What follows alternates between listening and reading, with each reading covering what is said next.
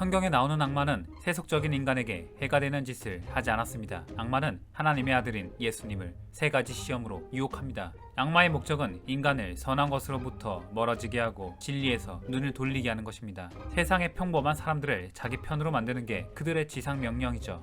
표면적이었을지언정 좋은 의도로 만들어진 법은 가진 재능과 포악성은 넘쳐났지만 능력을 만개할 환경을 만나지 못한 탓에 클럽의 성격 더러운 경비원에 불과했던 작은 악마에게 날개를 달아주어 미국에서 가장 유명한 일약 스타 범죄자로 키워냈습니다. 그 악마의 이름은 알카포네. 그리고 그 악마가 미국의 역사의 한 페이지를 장식할 수 있도록 도와준 건 미국의 역사 그 자체였죠. 정확히 말하면 미국 역사상 가장 어리석고 멍청한 법안 때문이었습니다. 역사는 우연과 우연이 겹친 산물에 불과하지만 알카포네라는 악마를 탄생시킨 인간의 역사는 마치 그가 세상 밖으로 나오길 바라는 듯이 운명적으로 흘러가게 됩니다.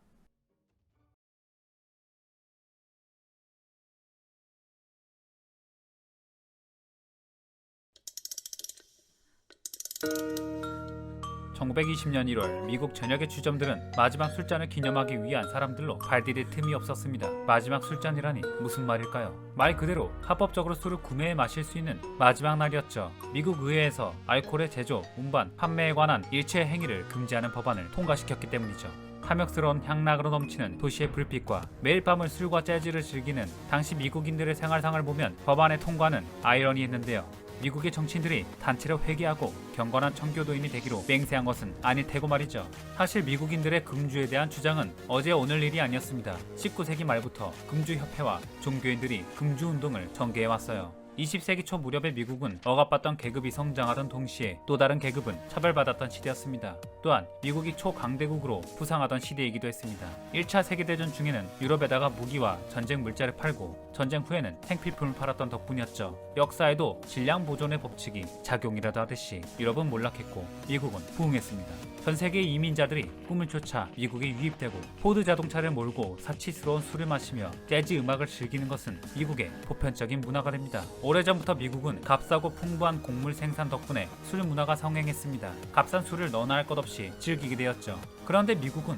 본래 백인 청교도인들의 나라였습니다. 백인 우월주의가 유전자 속에 내장되어 있던 보수적인 계층들은 전 세계로부터 이민자들이 몰려와 신성한 땅인 미국의 고유한 문화를 각양각색의 인종과 문화의 용광로로 타락시키는 것 같아 심기가 아주 불편했습니다. 그들이 즐기는 문화가 혐오스러웠고 그 문화의 중심에는 술이 함께였습니다. 이미 미국에 정착한 그들을 다시 쫓아낼 수는 없는 노릇이고 그렇다면 그들의 즐길 거리라도 못하게 만들고 싶어 했죠. 금주운동은 이민자들에 대한 적대감과 함께 날이 갈수록 확산되게 됩니다. 하지만 금주법의 결정적인 역할을 한 것은 다른 이들이었습니다. 바로 여성들이었죠. 수잔 브라운엘 앤소니 등의 전국 여성 참정권 협회는 미국에서 태어났거나 시민이 된 모든 사람은 미 합중국의 시민이고 이들의 시민권과 자유는 제한되어서는 안 된다라는 내용이 담긴 수정헌법 제14조를 근거로 자신도 투표할 수 있다고 외치며 여성의 참정권을 주장했어요. 1878년에 그러한 내용이 담긴 법안의 초안을 내놓았지만 의회가 비준안을 내놓았던 것은 무려 49년 뒤인 1919년이었습니다. 남북전쟁으로 수많은 남성들이 전쟁으로 목숨을 잃었고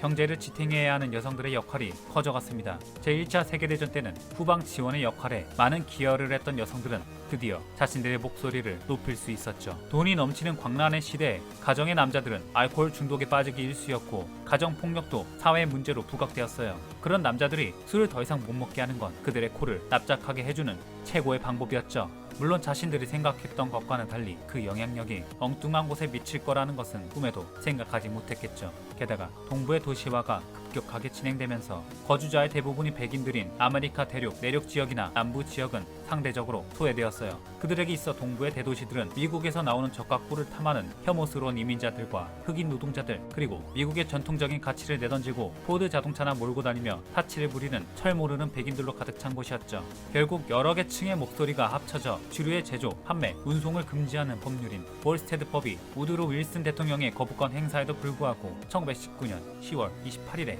통과되었습니다. 금지되는 주류의 알코올 함유량 기준은 0.5% 이상이라고 명시되었습니다. 사실상 맹물이나 마찬가지였죠.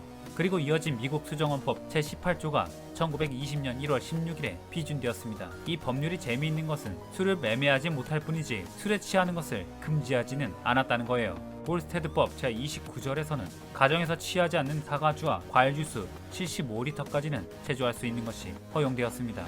백인들의 오만함으로 점철된 왜곡된 집단의식과 정치적인 이속만 챙기기 바빴던 당시 공화당의 의원들에 의해 어리석게도 미국 역사상 가장 바보 같은 법안이 통과되기에 이르게 됩니다. 자, 그렇다면 금주법이 미국인들의 알코올 소비를 줄이는 효과를 거뒀을까요? 당장의 코로나 시대만 보더라도 방역 수칙을 어기는 모습을 곳곳에서 볼 수 있는데 하물며 광란의 20년대라고 불린 이때는 오죽했을까요? 게다가 당시 미국인들의 주머니는 돈으로 넘쳐났습니다. 파는 곳만 있다면 얼마를 지불해서라도 먹을 각오를 했을 겁니다. 금주법 이전의 마피아들은 그저 출신 국가로 구분된 이민자들로 이루어진 동네 불량배 패거리에 불과했죠. 동네 사람들 삥 뜯거나 다른 갱들과 사소한 다툼을 하는 정도였습니다. 미국인들은 몰래 숨겨둔 술을 먹거나 심지어 집안에서 술을 만들어 먹기 시작했습니다. 그런데 그게 맛이 좋았겠습니까? 이때 마피아들은 금주법이야말로 돈방석에 앉을 절호의 기회라고 생각하게 됩니다. 술에 굶주린 미국인들이 환영할 만한 주류를 외국에서 몰래 밀수해오는 것이었죠. 이게 얼마나 마진이 남는 장사였냐면 캐나다에서 한 병에 $5에 사면 미국에서 $50, 심지어 $200까지도 팔아먹을 수 있는 환상적인 사업 아이템이었죠. 이때 불법적으로 제조되거나 거래되던 위스키를 밀주, 문샤인이라고 불렀습니다. 밤에 몰래 달빛을 맞으며 만들어진 술이라는 의미라고 합니다. 광란의 20년대다운 사치스러운 이름이죠. 이제 미국은 수많은 갱단과 범죄자들이 밀주 시장에 이권을 놓고 폭력과 살인이 난무하는 범죄의 나라가 됩니다. 어쨌든 이 밀주는 마피아들의 주요 돈줄이 되었고 그 중에서도 시카고를 장악하던 마피아들의 크기를 전국적으로 키우게 만들죠. 그건 시카고의 지리적 위치 덕분이었는데요. 바로 5대5의 존재였습니다. 시카고는 5대5를 통해 캐나다를 거쳐 미국으로 밀주를 들여와 전국적으로 유통시키기에 최적의 장소였던 거죠. 그리고 이곳에서 알카포네의 전성기가 시작됩니다. 그는 1899년 뉴욕 브루클린에서 이탈리아 나폴리 출신 이민자 부모의 자녀로 태어납니다. 교사를 때려 퇴학당할 만큼 포악한 성격이 남달랐던 그는 어렸을 때부터 갱단에 들어가 활동했습니다. 17살이 되자 프랭키 예일이란 갱단 멤버 밑에서 술집 종업원으로 일합니다. 그 유명한 파이브 포인츠 갱단이었죠. 그러다가 경찰에 쫓기게 되고 1920년 어릴 때부터 친했던 동네 깡패형 조니 토리오의 갱단에 들어가기 위해 시카고로 흘러들어옵니다. 조니 토리오는 밀주 사업으로 세력을 불리던 시카고의 유력 마피아 갱단 중에 하나였던 시카고 아웃핏의 보스였습니다. 프랭키 예일도 이 무렵에 합류하죠. 조니 토리오는 알카포네의 재능에 주목했어요. 어린 시절부터 갱단의 멤버로 있었던 덕분에 이 바다 경험이 풍부했고 한때 건설회사 회계원으로 일했던 그를 알아본 것이죠. 얼마 지나지 않아 알카포네는 조직의 오른팔로 고속 승진하게 됩니다. 그건 그의 남다른 사업 수완 덕분이었어요. 주류 밀매 사업을 위해 시장 선거에 개입하는 것은 물론 뇌물, 협박, 납치, 감금, 살인 등 수단과 방법을 가리지 않았죠. 시카고 전역의 사법계와 정치계에 영향력을 끼쳤습니다. 시카고 아웃핏은 알카포네 덕 급성장하게 됩니다.